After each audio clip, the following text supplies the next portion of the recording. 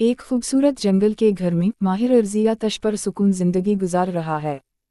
एक सुबह वो खुदाई के मकाम पर पैरिट तलाश करने के लिए जाने का फैसला करता है और जाते वक्त अपनी मुंह की कॉल को नज़रअंदाज कर देता है। वो काम कर रहा होता है कि अचानक एक सांप इसके हाथ पर काट लेता है और रंग कर दूर चला जाता है। घबराहट में वो अपना फ़ोन निकालता है लेकिन गलती से उसे पहाड़ी से नीचे गिरा देता है। फिर वो एक चाकू का इस्तेमाल करते हुए जहर चूसने के लिए अपने हाथ तक आसान रसाई हासिल करता है। अश जल्दी से अपने घर वापस आता है, पानी पीता है और बिस्तर पर गिर जाता है लेकिन फिर वो बेहोशी का शिकार हो जाता है। चंद घंटे बाद अश की हरकत रुक जाती है और इसका हाथ बुरी तरह सूज जाता है। वो किसी को दरवाज़ा खटखटाता और बाहर हेलीकॉप्टर की आवाज़ सुनता है, लेकिन वो ना बोल सकता है और ना हरकत कर सकता है। शाम को वो पानी लेने के लिए बिस्तर से रेंगता है, लेकिन इसकी हरकत इतनी बेतरतीब होती है कि पानी गिर जाता है, इसलिए उसे ज़मीन से चूसकर पीना पड़ता है। अश अपनी मुंह को पुकारता रहता है जबकि उसके फ़ोन पर उसकी मुंह का एक पैगाम आता है, हम तुमसे मोहब्बत करते हैं। कई दिन बाद अश जागता है, बेहतर महसूस करता है और इसका हाथ ठीक हो चुका होता है। वो अपनी कार साफ करने के बाद उसे स्टार्ट करता है, जिसमें कुछ कोशिश लगती है। अश शहर की तरफ जाता है और देखकर हैरान रह जाता है कि गलियां खाली हैं। आखिरकार वो गाड़ी रोकता है और एक सड़क पर सड़ता हुआ लाश देखता है। हर जगह फौजी गाड़ियां हैं और दीगर गाड़ियों के अंदर मजीद मुर्दा लोग हैं। एक सड़क के निशान पर वो पढ़ता है कि एक आलमी वबा फैल चुकी है और अमरीकी हुकूमत मुअत्तल हो चुकी है। खौफजदा होकर वो अपनी गाड़ी में वापस बैठता है और रेडियो ऑन करता है। खबरें अवाम को याद दिलाती हैं कि वायरस इंतहाई मुतअद्दी और जानलेवा है, इसलिए सबको घरों के अंदर रहना चाहिए। जब वो अपने ख़ानदानी घर पहुंचता है तो अश को मालूम होता है कि इसके वालिदैन फौत हो चुके हैं। कुछ देर रोने के बाद वो अपने वालिदैन को पिछवाड़े में दफन करता है और पेशानी पर अलविदाई बोसा देता है। अपने बचपन के बिस्तर पर आराम करने के बाद अश शहर की मजीद तलाश करता है और चर्च में दर्जनों लाशें पाता है।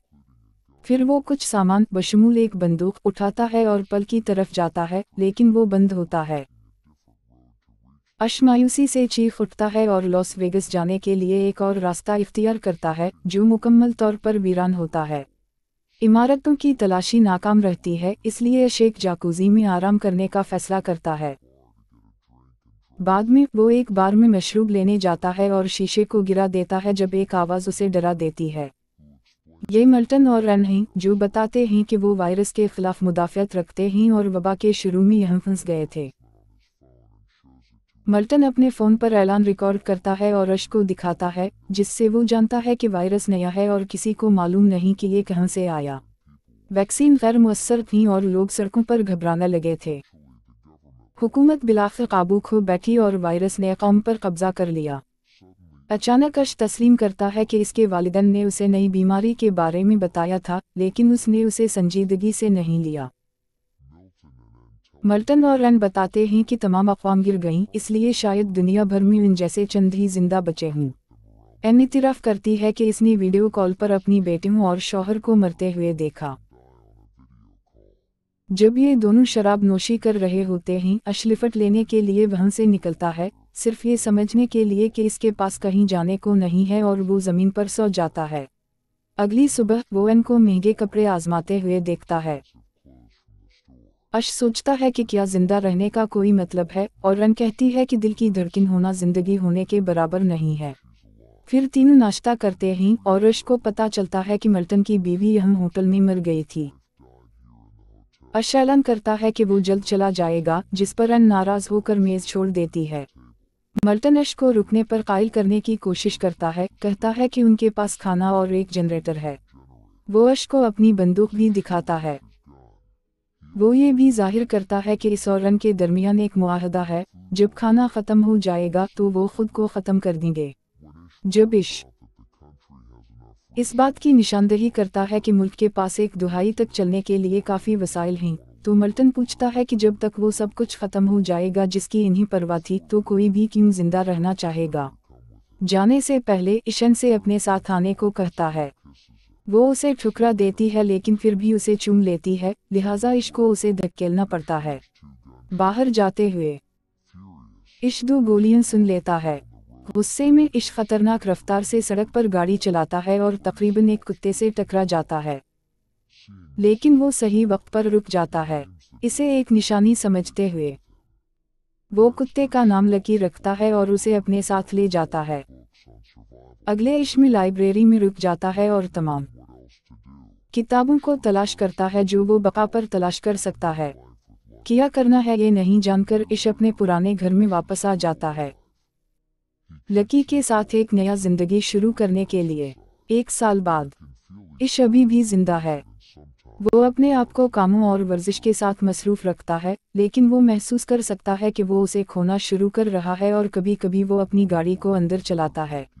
हल्के एक सुबह वो लकी को भूंकते हुए सुनता है और खिड़की से बाहर देखता है कि दूरी पर धुआं उठ रहा है।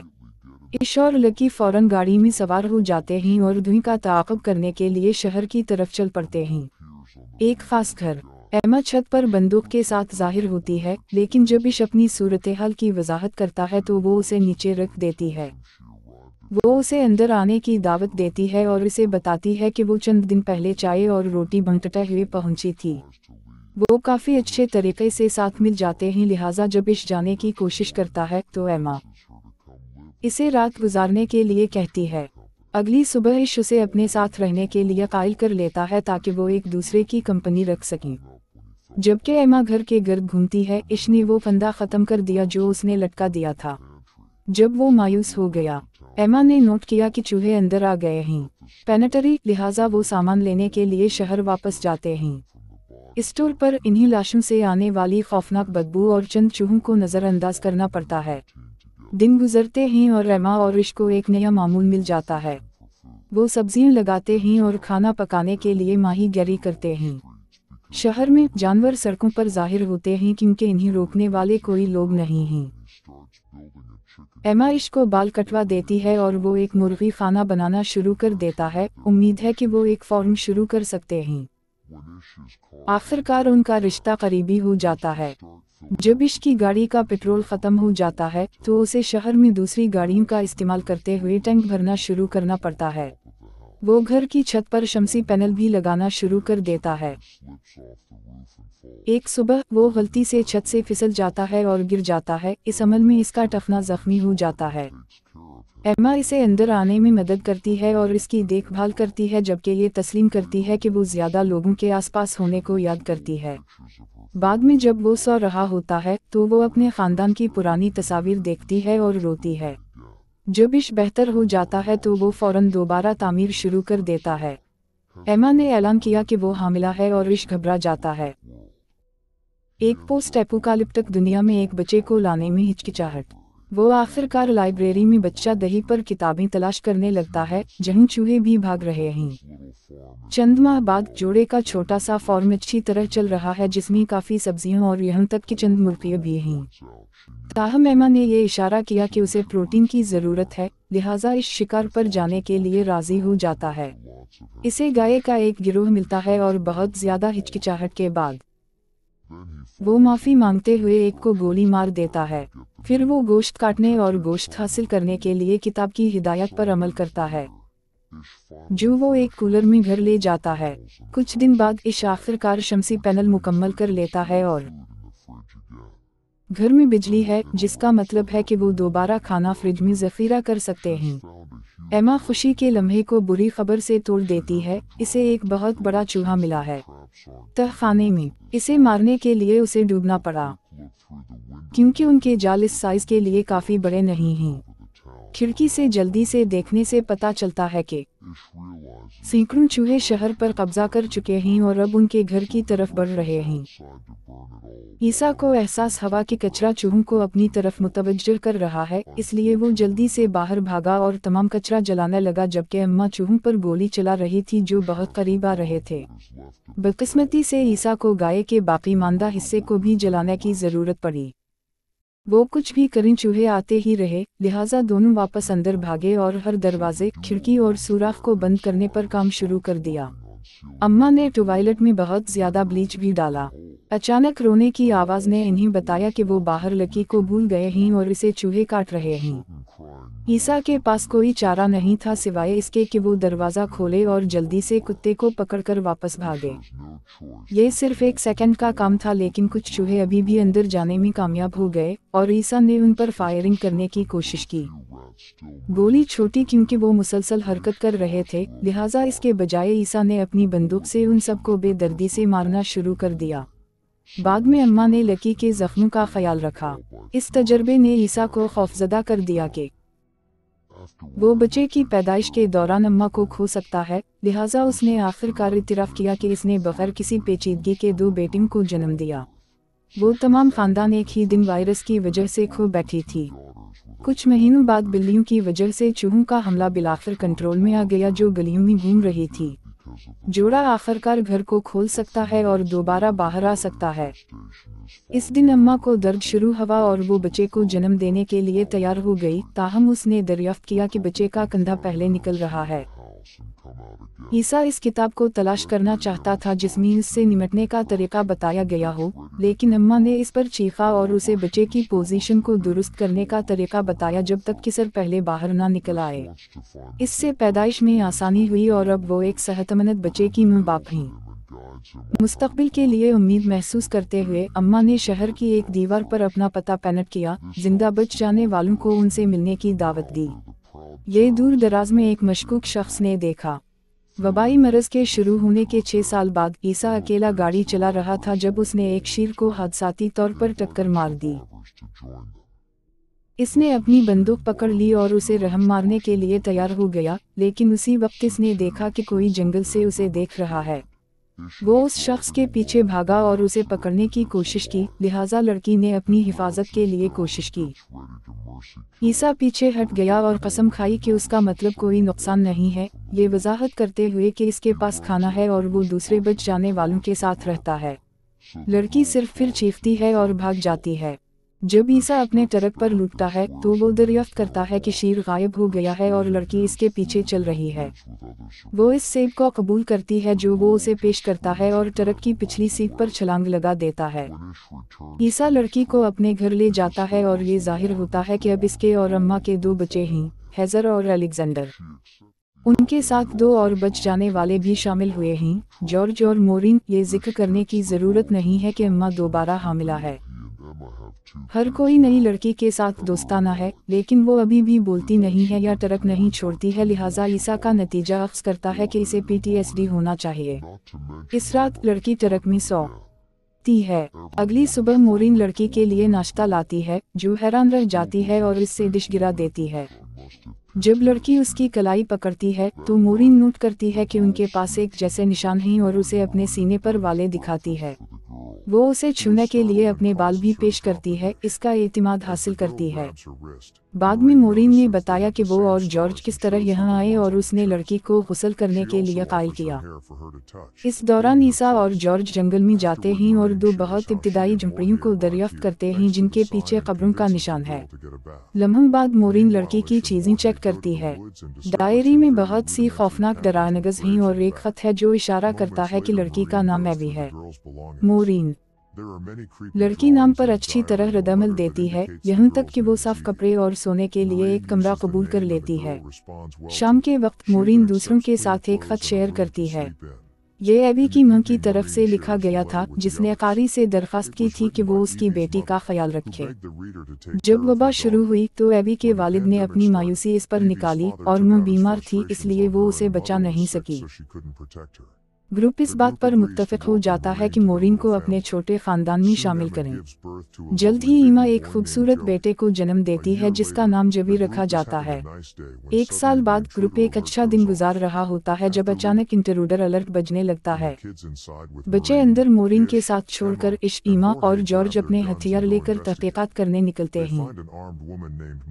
इन्हें एक मुसल्लाह औरत मिलती है जिसका नाम मूली है और कुछ बहस के बाद सब अपने हथियार नीचे रखने पर मुत्तफिक हो जाते हैं। मूली अपने दोस्त जन, एजरा और रेफ से तारुफ कराती है और वो सब घर जाने पर राजी हो जाते हैं। मजीद तारुफ के बाद मोरिन को एहसास होता है कि जन एक मशहूर मौसीकार हैं। ग्रुप ओरेगन से आया है और दावा करता है कि वो फ्लू की वबा की वजह से वहाँ से निकले। ईमा इन्हें करीब वाले घर में रहने की पेशकश करती है, लेकिन इश अभी भी शक में है।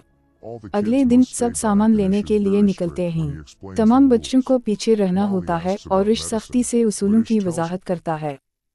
मूली दवा के बारे में पूछती है, लेकिन इश उसे बताता है कि सब खत्म हो चुकी हैं, इसलिए इन्हीं खाने पर ध्यान देना चाहिए।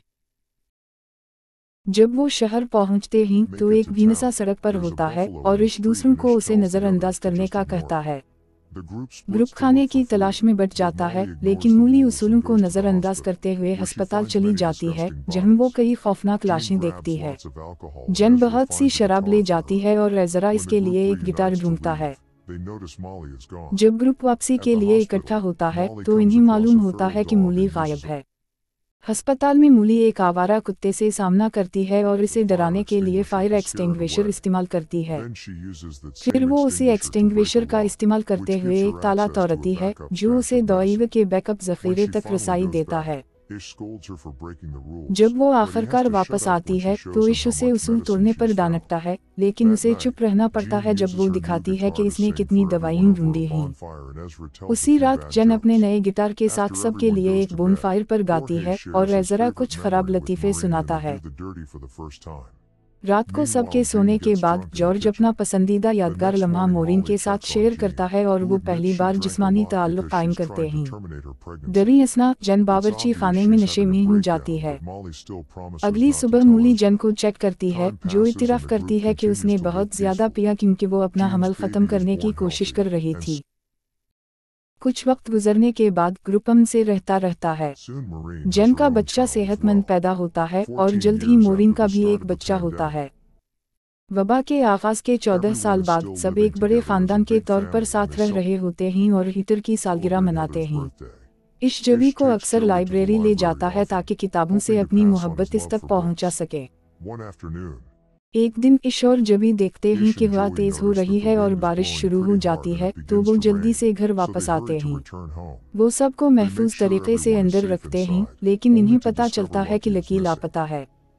इश इसे तलाश करने जाता है और तबाह हो जाता है जब वो देखता है कि लकी एक गिरे हुए दरख्त के नीचे मर चुका है। ईमा जल्द ही इसके साथ शामिल हो जाती है और वो जिस्म से लपटकर एक साथ रोते हैं। अगले दिन लकी को बाग में दफन किया जाता है। बाद में इश बच्चों को खेलते हुए देख रहा होता है जब अचानक झाड़ियों से एक पहाड़ी शेर जाहिर होता है। इश बच्चों को भागने का कहता है और इन्हें बचाने के लिए छलांग लगा देता है, तो शेर इस पर हमला कर देता है। इतने सालों की खामोशी के बाद एबी मदद के लिए चलाना शुरू करती है। जल्द ही दूसरे बालिग अफराद इश को बचाते हैं और इसे अस्पताल ले जाते हैं।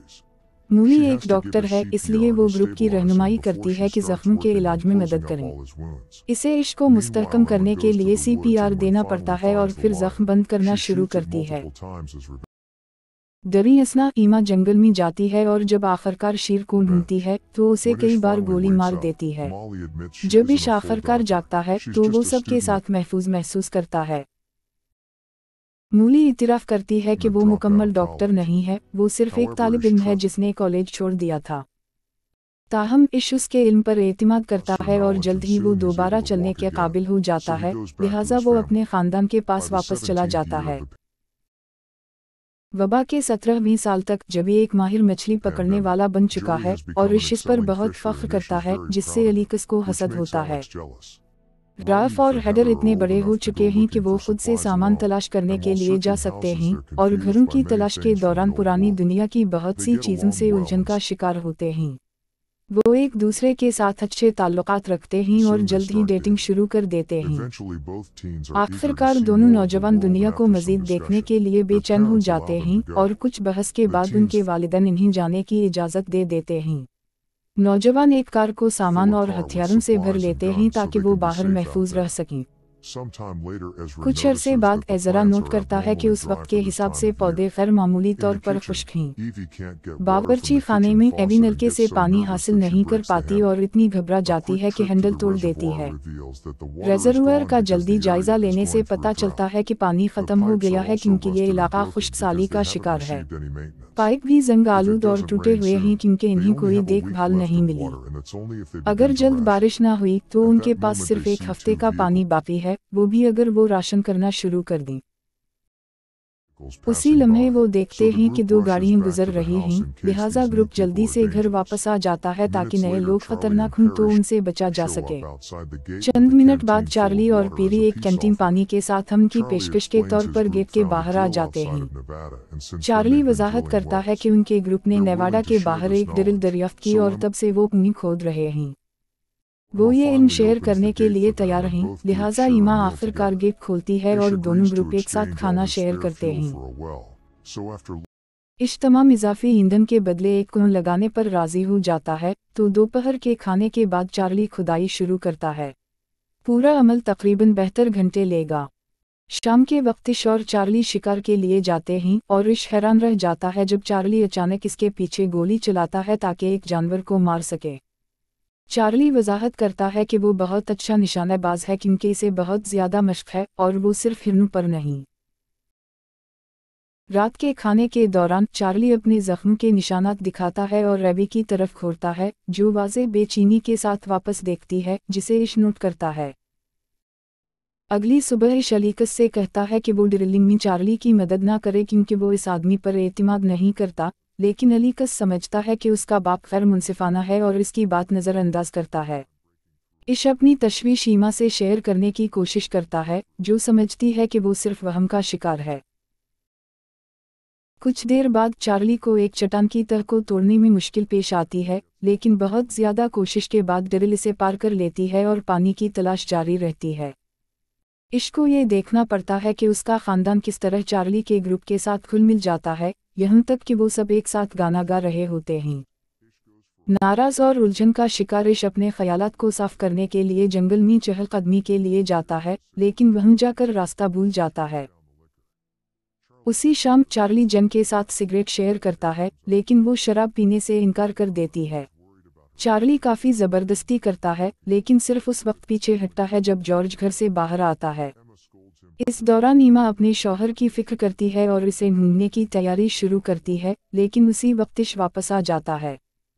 ईमा इसे बगैर इत्तला दिए गायब होने पर डांटती है और इश इतराफ़ करता है कि वो इस बात की फिक्रमंद है कि अगर पानी मिल गया तो क्या होगा। अगले दिन ड्रिल आखिरकार काफ़ी गहराई में पहुंच जाती है और ज़मीन से पानी फूट पड़ता है। जब सब जश्न मना रहे होते हैं, इश चार्ली से कहता है कि वो ईंधन ले और चला जाए, लेकिन चार्ली कहता है कि इसे ये जगह पहले से ज़्यादा पसंद आई है। कुएं सही तरीके से नस्ब होने के बाद इश के खदशात बढ़ जाते हैं। सितारा इन्होंने जश्न मनाने के लिए एक पार्टी दी, लेकिन इश अब भी फिक्रमंद था। एमा ने पीरी से पूछा कि उसका ग्रुप अगला कहाँ जाएगा और पीरी ने कहा कि वो नहीं जानती क्योंकि चार्ली को यह वाकई पसंद है। इस रात के बाद इश ने एक औरत को चीखने की आवाज़ सुनी और देखा कि चार्ली एबी के कटज से बाहर आ रहा है जबकि इसका दोस्त सलियास नगाहबानी कर रहा था।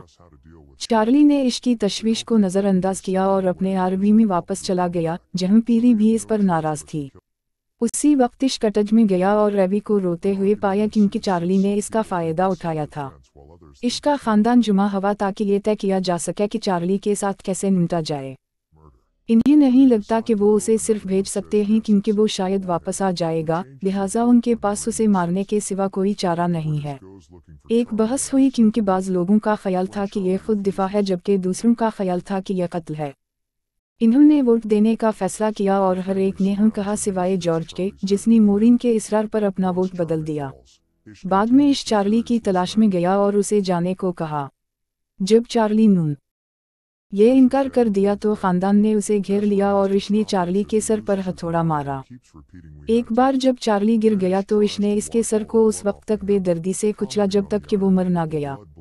अज़रा को इश को रोकना पड़ा क्योंकि वो पागल हो रहा था और बार बार हमें करना पड़ा दोहरा रहा था।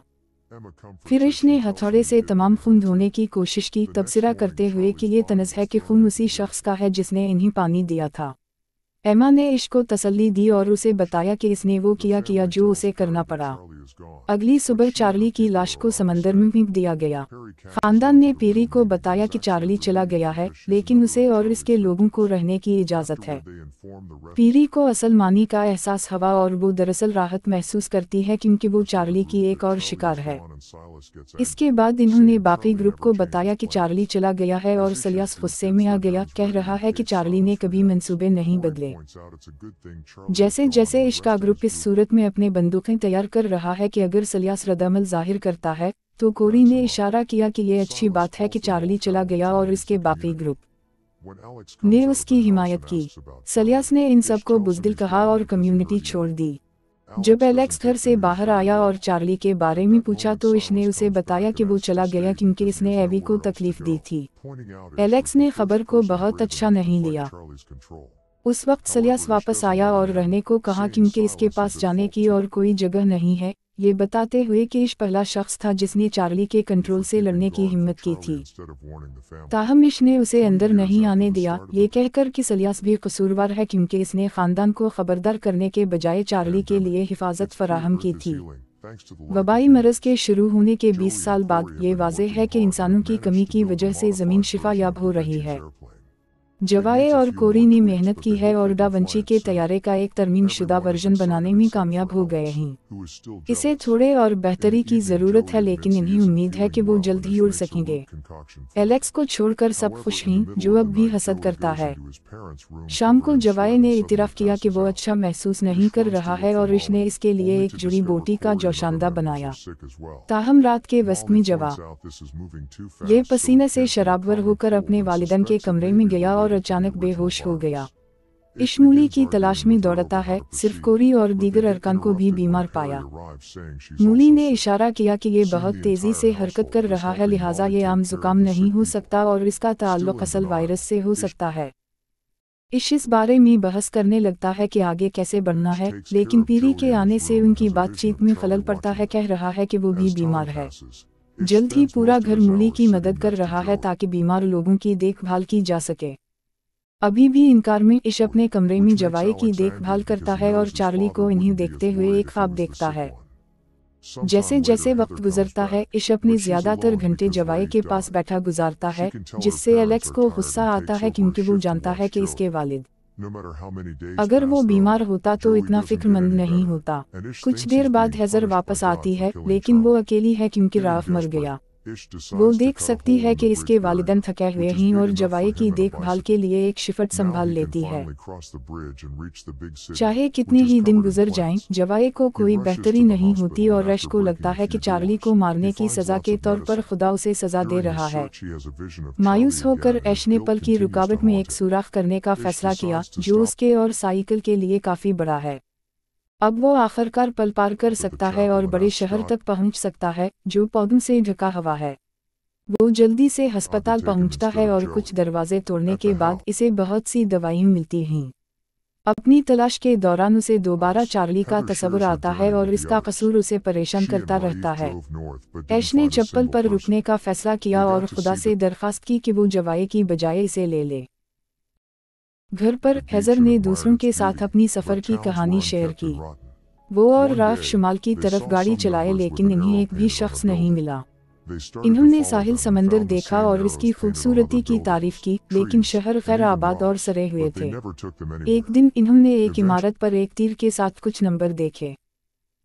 इन्होंने उनका पीछा करना शुरू किया और दूसरी इमारतों, दरख्तों और यहाँ तक कि पत्थरों पर भी उसी तीर को पेंट किया हुआ पाया, लेकिन वो इन्हें कहीं नहीं ले गए। आखिरकार इन्होंने एक पहाड़ की चोटी पर चंद दिन क़याम करने का फैसला किया। अचानक इन्होंने शोर सुना और जंगल में एक अजनबी आदमी नमूदार हुआ। हेजर ने इसका पीछा करने की कोशिश की, लेकिन वो भाग गया। जब जोड़ा अपने खैमे में वापस आया तो वो शख्स दोबारा नमूदार हुआ और पीछे से राफ को पकड़ लिया। राफ ने इससे लड़ने की कोशिश की, लेकिन उस शख्स ने उसे छुरी मारकर जवाब दिया। गुस्से में आकर हेजर ने फौरन इस पर एक कुल्हाड़ा फेंक दिया, जिससे उसकी मौत हो गई। राफ सिर्फ अलविदा कह सका उससे पहले कि वो भी मर जाए।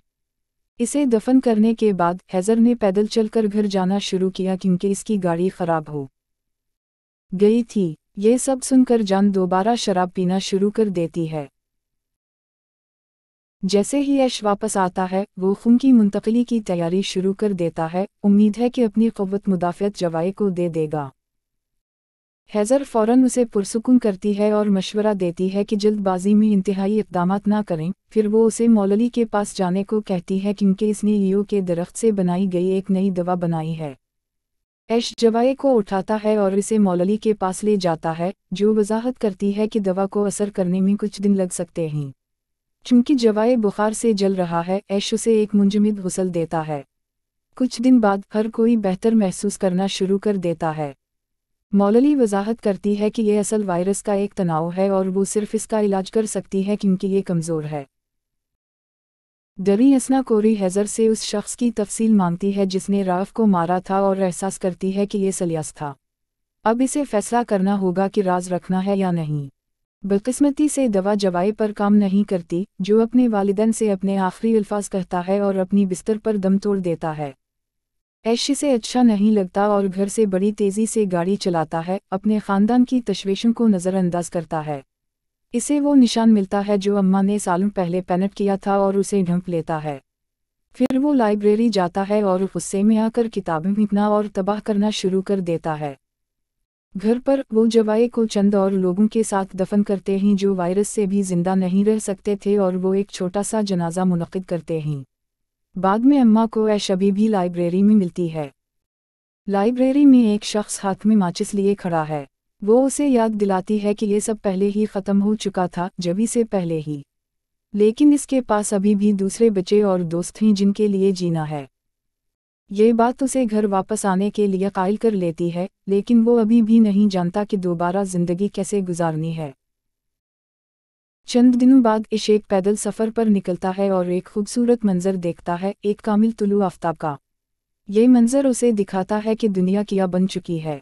जब वो वापस आता है तो बच्चों से कहता है कि वो सब कुछ गलत समझ रहा था।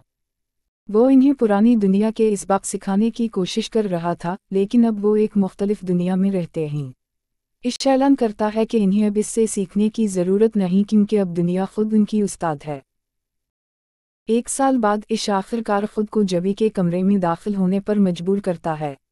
तमाम गैर इस्तेमाल शुदा चीज़ें समेटते हुए वो जबी की डायरी दरियाफ्त करता है।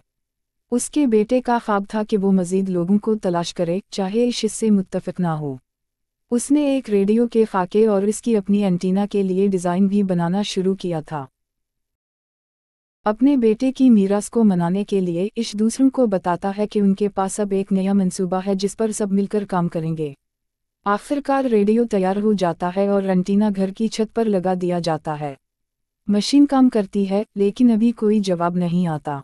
इश हर लम्हा हर मुमकिना फ्रीक्वेंसी को आजमाने में गुजारता है, इस उम्मीद के साथ कि कोई जवाब देगा।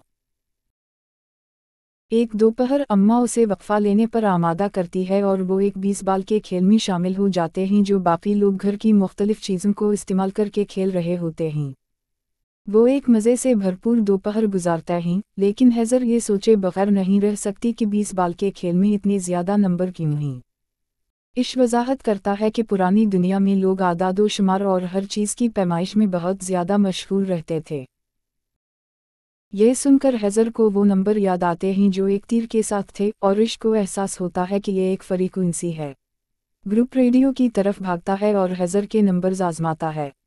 चंद लम्हों की खामोशी के बाद आखिरकार इन्हें एक जवाब मिलता है। 77 अफराद पर मुश्तमिल एक कम्युनिटी तकरीबन 100 मील दूर एक पुराने स्टेट पार्क में मौजूद है। कुछ बहस व मुबाहसे के बाद इश का ग्रुप उन जिंदा बच जाने वालों को अपनी कम्युनिटी में शामिल होने की दावत देता है। वबा के आगाज़ के 50 साल बाद एक बूढ़ा इश अपना हथौड़ा हैज़र के सबसे बड़े बेटे के हवाले करता है। इश इसे बताता है कि उसका आखिरी सबक यह है कि इंसान आते जाते रहते हैं, लेकिन ज़मीन कायम रहती है।